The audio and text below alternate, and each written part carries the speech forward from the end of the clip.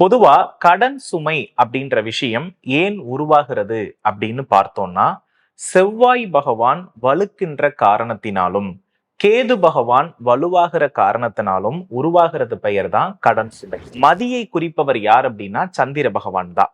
ஒரு மனிதனுக்கு 6ஆம் அதிபதி 8ஆம் அதிபதி திசை நடந்தாலோ அல்லது ஒரு திசை நடக்கும் பொழுது அந்த தசாநாதன் கேதுவோடு தொடர்பாகி இருக்கின்ற பட்சத்தில் அவருடைய மதி சரியாக வேலை செய்யாது. இததான் நாம பிறவி கடன் அப்படின்னு சொல்றோம். யாருக்கெல்லாம் நினைத்தது நடக்கின்றதோ அவர் அதிர்ஷ்டசாலி.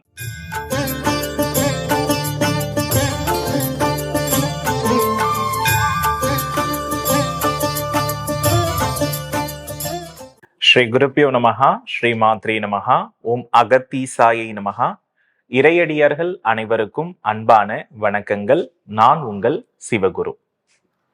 இன்னைக்கு நாம எந்த விஷயத்தை பத்தி பார்க்க இருக்கிறோம் அப்படின்னா, கடன் சுமை. பொதுவா கடன் சுமை அப்படின்ற விஷயம் ஏன் உருவாகிறது அப்படின்னு பார்த்தோம்னா, செவ்வாய் பகவான் வலுக்கின்ற காரணத்தினாலும் கேது பகவான் வலுவாகிற காரணத்தினாலும் உருவாகிறது பெயர் தான் கடன் சுமை.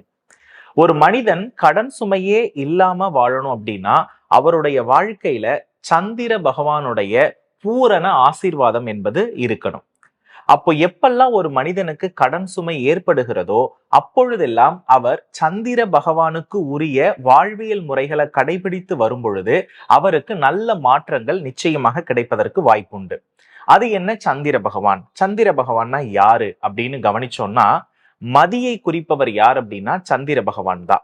ஒரு மனிதனுக்கு 6ஆம் அதிபதி 8ஆம் அதிபதி திசை நடந்தாலோ அல்லது ஒரு திசை நடக்கும் பொழுது அந்த தசாநாதன் கேதுவோடு தொடர்பாகி இருக்கின்ற பட்சத்தில் அவருடைய மதி சரியாக வேலை செய்யாது. இததான் நாம பிறவி கடன் அப்படின்னு சொல்றோம். யாருக்கெல்லாம் நினைத்தது நடக்கின்றதோ அவர் அதிர்ஷ்டசாலி. யாருக்கெல்லாம் நினைத்தது தடையாகிறதோ அவர் முன்ஜென்ம வினைகளினுடைய வெளிப்பாடு அவருக்கு தடையாக இருக்கிறது என்று அர்த்தம். அப்போ நாம இன்னைக்கு நம்ம நினைக்கிற செயலை நம்மளால வெற்றி பெற முடியல, போராடுகிறோம் அப்படின்னா இந்த சந்திர பகவானுக்குன்னு சில வாழ்வியல் முறைகள் இருக்கிறது. அதை நாம சரியாக கடைபிடிக்க முயற்சி பண்ணினாலே நிச்சயமா நமக்கு கடன் சுமைகள் படிப்படியா குறையும். எப்படி குறையும்?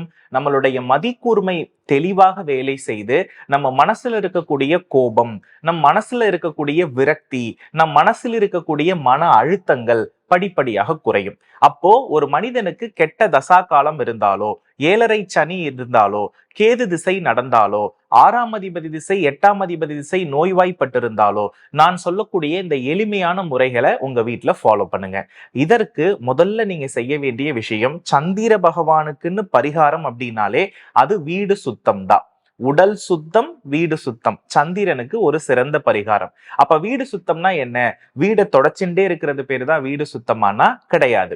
உங்க வீட்டினுடைய சுவர், உங்க வீட்டுக்குள்ள வைக்கக்கூடிய பொருளினுடைய விஷயங்கள், இது எந்த அளவுக்கு நேர்மறையான ஆற்றலோடு பார்க்கும் பொழுது நல்ல கட்டமைப்பாக அழகாக அடுக்கி வைக்கப்பட்டிருக்கிறதோ அந்த வீட்டில் சந்திர பகவான் சிறப்பாக இருக்கிறார் என்று பொருள். மாறாக சுவர் அழுக்காகவும் கிறுக்களுடனும் அதே போல மின் விளக்குகள் பழுதடைந்தும் சில பொருட்களை அனைத்தையுமே பாத்தீங்கன்னா கட்டிலுக்கு கீழே, சோஃபாக்கு கீழே ஒரு பொருட்கள் ஒரு நல்ல கட்டமைப்பில் இல்லாத போது இந்த வீட்டில் வாழக்கூடிய மனிதர்கள் அதிக மன அழுத்தத்திற்கும் கோபத்திற்கும் உருவாகுகிறார்கள். ஆகையினால் அவர்களால் எந்தவித பெரிய முன்னேற்றமான காரியங்களை செய்ய இயலவில்லை. அதனால வாழ்க்கையில நீங்க முதல்ல முன்னேறணும் அப்படின்னா முதல்ல உங்களுடைய வீடு சுத்தம் அவசியம். அந்த வீட்டில் வைத்திருக்கிற பொருளினுடைய அந்த ஒழுங்கமைப்பு மிக மிக அவசியம். இது உங்களை அடுத்த கட்ட ஆன்மீக வளர்ச்சிக்கு அழைத்து செல்லும்.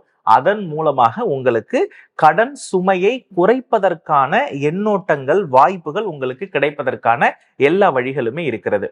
இது முதல் விஷயம். இரண்டாவது பரிகாரம் என்ன அப்படின்னா, முடிந்தவரை இந்த கடுமையான கடன் சுமை இருக்கிற காலகட்டத்துல, கடுமையான மன அழுத்தம் இருக்கிற காலகட்டத்துல, கடுமையான தசாபுத்திகள் நடக்கிற காலகட்டத்துல அதிகமாக ஜீரணம் ஆவதற்கு நேரம் எடுத்துக்கொள்ளக்கூடிய எந்த உணவுப் பொருளையும் எடுத்துக்கொள்ளாதீர்கள். அப்படி பார்க்கும் பொழுது மன அழுத்தம் அதிகமாகும் பொழுது நம்மளுடைய மூளையும் அழுத்தமாகிறது. நம்மளுடைய 6ஆம் பாவம் என்று சொல்லக்கூடிய வயிறு, அதுல குறிப்பா இரைப்பை, பெருங்குடல், சிறுகுடல், எப்படி பெருமூளை சிறுமூளை என்று இருக்கிறதோ அந்த பெருமூளை சிறுமூளைக்கும் உள்ள தொடர்பு எங்க இருக்கிறது அப்படின்னா பெருகுடல் சிறுகுடலுக்கும் இருக்கிறது. அப்போ இந்த இடத்துல உங்களுடைய குடல் பகுதியில கழிவுகள் தேங்கும் பொழுது வரக்கூடிய வெளிப்பாடின் பெயர்தான் மன அழுத்தம், தூக்கமின்மை, எதற்கெடுத்தாலும் கோபப்படுவது, உங்கள் உடலில் வாதத்தன்மை அதிகமாகி அடிக்கடி நோய்கள் தொடர்ந்து வந்த வண்ணமே இருப்பது. அப்ப இந்த மாதிரி கெட்ட தசாபுத்தி காலகட்டத்துல நீங்க பண்ண வேண்டிய விஷயம் என்ன அப்படின்னா, எந்த அளவிற்கு உங்களுடைய உணவுகள் எளிமையாக செரிக்கக்கூடிய கால சூழல்கள்ல இருக்கிறதோ, ஒரு கடுமையான மனநிலை, கடுமையான போராட்ட வாழ்க்கை அப்படின்னு வரும் பொழுது இந்த உணவுல நீங்க எந்த அளவிற்கு எளிமையாக ஜீரணிக்கக்கூடிய உணவுகளை எடுத்துக்கிறீங்களோ அந்த அளவுக்கு உங்க 6ஆம் பாவம் எப்படி இருக்கும், ரொம்ப சிறப்பாக வேலை செய்யும். இந்த 6ஆம் பாவம் அதிக மன அழுத்தம் இருக்கும் பொழுது அதற்கு இலகுவான விஷயத்தை நம்ம பண்ணிட்டோம் அப்படின்னா நம்ம புத்தி கூர்மை தெளிவா வேலை செய்யும். அதனால பதட்டப்படாம, கோபப்படாம, எதிரிகளை சம்பாதிக்காமல், உடலை கெடுத்து கொள்ளாமல் இருப்பதற்கு இது ஒரு அரிய வாய்ப்பு. சரிங்கய்யா, அப்ப எளிமையாக செரிப்பதற்கு என்னென்னலாம் பண்ணணும் அப்படின்னா அதுவும் சந்திரன் தான். இப்போ பாலிலிருந்து மோர், மோரிலிருந்து பாத்தீங்க அப்படின்னா வெண்ணெய், நெய், இப்படி சொல்றோம் இல்லையா, அதுல மிக முக்கியமானது, அதாவது சந்திரனுக்குள் குரு இருக்கார். இப்ப சந்திரன் வெண்மை, குரு அப்படின்றது மஞ்சள். இப்போ இந்த இடத்துல சந்திரனும் குருவும் கடகராசியை குறிப்பது. இந்த இடத்துல கடகராசியில் தான் குரு உச்சம் அடைகிறார், பாலுக்குள்ளதான் குரு பகவானும் இருக்கிறார். அப்ப அந்த நெய்யை நீங்க தினசரி சாப்பிட உங்களுடைய 6ஆம் பாவம் என்று சொல்லக்கூடிய அந்த குடல் பகுதி சுத்தமாகும். இந்த சுத்தமாகிறதுனால உங்க மனசுக்குள்ள ஒரு அமைதியும் சாந்தமும் கோபம் இல்லாத நிலையும் இருக்கும் பொழுது நீங்கள் எடுக்கிற எல்லா முடிவுகளுமே தெளிவா இருக்கும். இதுதான் மதிக்கூர்மை அப்படின்னு அர்த்தம். மதிக்கூர்மையோடு தெளிவோடு யார் இருக்கிறார்களோ இவர்கள் கடன் சுமையே வரமாட்டார்கள், கடன் வாங்குவதற்கு விரும்ப மாட்டார்கள். ஏன்னா கடன் எப்படி வருது, திடீர்னு ஒரு விபத்தால, திடீர்னு ஒரு உடல் உபாதையால, திடீர்னு ஒரு மன அழுத்தத்தால தான் நம்ம எடுக்கிற முடிவெல்லாம் தவறாகுது. அதற்கு ஒரு வாய்ப்பையே நம்ம இந்த கெட்ட தசாபுத்தி காலகட்டத்துல கொடுக்கப்படாது.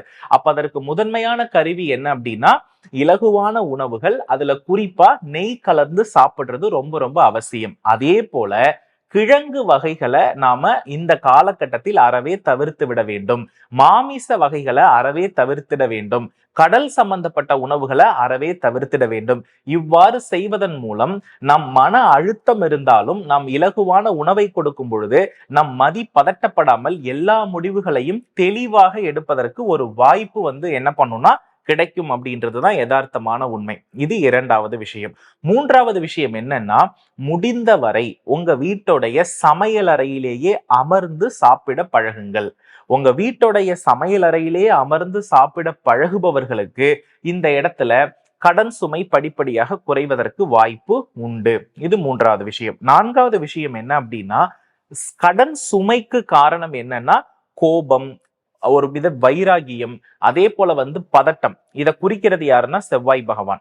இந்த செவ்வாய் பகவானை நம்ம நீச்சப்படுத்தணும்னா செவ்வாய் கிழமைகள்ல குழந்தைகளுக்கு நீங்க என்ன பண்ணணும்னா பால்கோவா, அதற்கப்புறம் ரசகுல்லா, இது பாலினால் செய்யப்பட்ட ஒரு பொருள். இத செவ்வாய் கிழமைகள்ல குழந்தைகளுக்கு தானம் கொடுக்கும் பொழுது அந்த குழந்தைகள் அதை உண்டு ஏற்படக்கூடிய மகிழ்ச்சி இருக்கு இல்லையா, அந்த மகிழ்ச்சியின் மூலம் நமக்கு செவ்வாய் பகவான் நீச்சம் அடைகிறார். இதன் மூலம் நாம் ஒரு நல்ல நிலை, ஒரு தெளிவான மனநிலையை நாம என்ன பண்றோம்னா நல்லபடியா பெறுறோம். நல்லா கவனிச்சு பாருங்க, ஒரு குழந்தையினுடைய முகத்துல அதோடைய தேஜஸ் என்னைக்குமே குறையாது. அது முகத்துல எப்போதுமே ஒரு சிரிப்பு இருக்கும். அது முகத்துல பாத்தீங்கன்னா ஒரு கள்ளம் கபடம் அப்படி இல்லைன்னா அது குழந்தை தான். அதனாலதான் குழந்தையும் தெய்வமும் ஒன்று.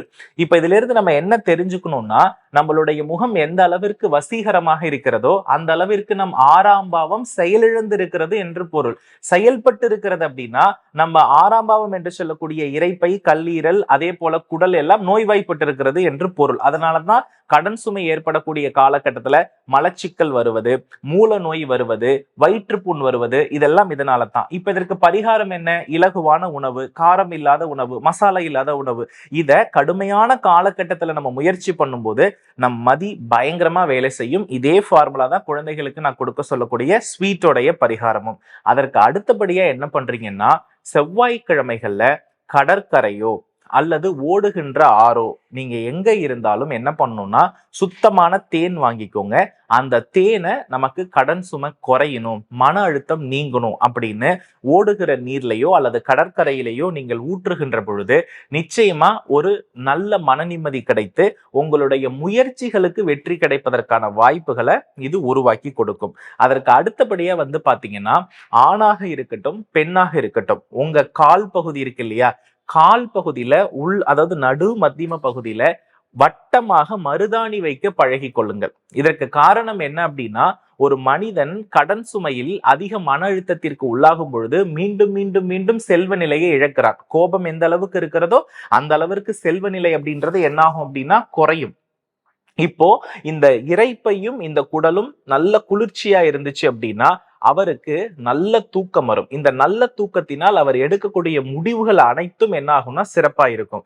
அப்போ இந்த இடத்துல நம்மளுடைய பாதத்துல நடு மத்தியம பகுதி எந்த உறுப்புகளினுடைய கட்டுப்பாட்டுக்குள்ள இருக்குன்னா, இரைப்பை கட்டுப்பாடு, கல்லீரலினுடைய கட்டுப்பாடு, மலக்குடலினுடைய கட்டுப்பாடு. அங்க நாம மருதாணி வைக்கின்ற பொழுது நம்மளுடைய வயிற்று பகுதி குளிர்ச்சி அடைகிறது அப்படின்றது மட்டும்தான் உண்மை. இதன் மூலம் நம் மனம் எப்போதுமே தெளிவாக இருக்கும், எந்த பிரச்சனைகளும் ஏற்படாது அப்படின்றது அடுத்த விஷயம். அதனால இந்த மாதிரி கடன் சுமையால் தவித்து கொண்டிருக்கிற ஆணும் பெண்ணும் உள்ளங்காலில் மருதாணி வைத்துக் கொள்வது நல்லது. 15 நாட்களுக்கு ஒரு முறை, வளர்பிறை தேய்பிறை காலகட்டத்தில் இதை தொடர்ந்து ஃபாலோ பண்ணி பாருங்க. உங்க மனநிலையில ஏற்படக்கூடிய மாற்றத்தை மறக்காம கமெண்ட்ல என்ன பண்ணுங்கன்னா பதிவு பண்ணுங்க. அதற்கு அடுத்தபடியா பாத்தீங்க அப்படின்னா, அடர் நிறங்களை தவிர்த்து விடுதல் நல்லது. அடர் நிறங்கள் அப்படின்னா என்னன்னா, கருமை, ஊதா, இந்த மாதிரி அடர் நிறங்களை தவிர்த்துட்டு எளிமையான லைட் கலர்ஸ போடணும். அந்த லைட் கலர்ஸ்ல என்ன இருக்கக்கூடாதுன்னா, செக்குடு அப்படின்றது இருக்கக்கூடாது, பல வர்ண நிறங்கள் இருக்கக்கூடாது. பிளைன் ஷர்ட்ஸா போடுறதுக்கு என்ன பண்ணுங்கன்னா முயற்சி பண்ணுங்க. அதுல பாத்தீங்கன்னா sky blue, pink, light green, இந்த மாதிரியான கலர்ஸை நீங்க வேர் பண்ணும் பொழுது உங்க மனம் சந்திரனால் நல்ல பலம் அடைகிறத உங்களால பார்க்க முடியும். ஆகையினால பாத்தீங்க அப்படின்னா, இந்த எளிமையான விஷயங்களை நீங்க ஃபாலோ பண்ணி உங்களுக்கு அதிகமான மன நெருக்கடிகள், கடன் சுமைகள் இருக்கின்ற பொழுது இதை நீங்க முயற்சி பண்ணினா உங்க படிப்படியா உங்க பிரார்த்தனைகள் வெற்றி அடைகிறத பாப்பீங்க, உங்க முயற்சிகள் வெற்றி அடைகிறத பாப்பீங்க. அடுத்தடுத்து நல்ல மனிதர்களை உங்கள் மதி தெளிவினால் இந்த பிரபஞ்சம் உங்களிடத்தில் கொண்டு வந்து சேர்க்கும். இது பல நபர்களுக்கு நான் சொல்லி கடன் சுமையில் இருந்து அவர்களை வெளியே வர வைத்து பணத்தை ஈர்க்க வைத்து வெற்றி அடைய செய்ய வைத்த பரிகாரம். ஆகையினால் இதை அனைவருமே ஃபாலோ பண்ணி உங்க மன அழுத்தத்திலிருந்தும் கோபத்திலிருந்தும் விடுதலையாகி உங்கள் உடல்நிலை பாதுகாப்பாகி லக்ஷ்மியினுடைய அருளை பரிபூரணமாக பெறுவதற்கு இது தலை சிறந்த பரிகாரம். அனைவருமே ஃபாலோ பண்ணுங்க. இப்ப நான் சொல்லி இருக்கக்கூடிய இந்த குறிப்புகள் எல்லாம் ஏன், எதற்கு, எப்படி அப்படின்னு நீங்க தெரிஞ்சுக்கணும், என்ன தினசரி குரல் வடிவில் நீங்க பார்க்கணும்னு ஆசைப்பட்டீங்க அப்படின்னா, வாய்ஸ் ஆஃப் சிவகுரு அப்படின்ற வாட்ஸ்அப் சேனல் நாங்க உருவாக்கி இருக்கிறோம். அது அதோட லிங்க் டிஸ்கிரிப்ஷன்ல கொடுக்கப்பட்டிருக்கிறது. நீங்க ஃபாலோ பண்ணுங்க. தினசரி அற்புதமான அடியனுடைய அனுபவ பரிகாரங்கள் அதில் கொடுத்த வண்ணம் இருக்கிறோம். மேலும் ஒரு அற்புதமான நல்ல பதிவோடு உங்களை சந்திக்கிறேன். முருகனால் எனது பேச்சு, முருகனுக்காகவே என் வாழ்நாள் மூச்சு. வெற்றிவேல் முருகா. நன்றி, வணக்கம்.